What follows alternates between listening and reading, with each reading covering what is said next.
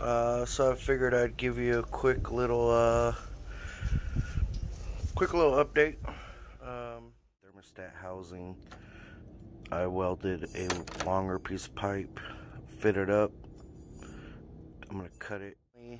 Got it all welded up, cleaned up, and extended it to where I want it. But this video is gonna be a quick little how-to. So what I have here is a pair of snips. So what I did is I ground the cutter part off, and actually what I think I'm going to do is I'm going to cut the tips off of this.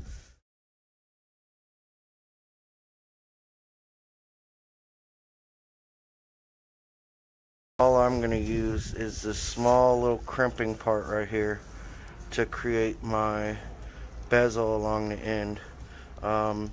Seeing as how this is pretty thick steel, I might have to heat it up first and then do it.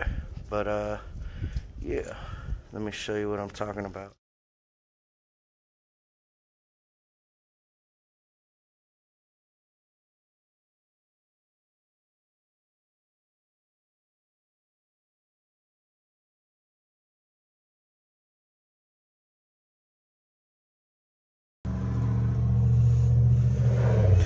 And there we go. It's got a slight rolled edge so that when you put the hose on it, it has something to catch. And like I said, I just cut the head off, and now I literally have a way to create a lip. Fresh coat of paint, and it's ready to go.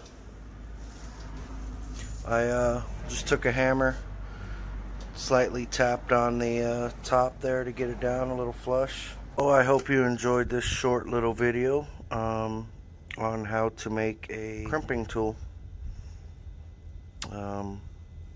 So remember, guys, if you liked the video, give it a thumbs up. Stay tuned. I've been working on a couple of things, trying to get the truck going. And stay tuned. I know it's been a while, but I'm back. Don't worry. I hope y'all don't forget about me. Peace out, y'all.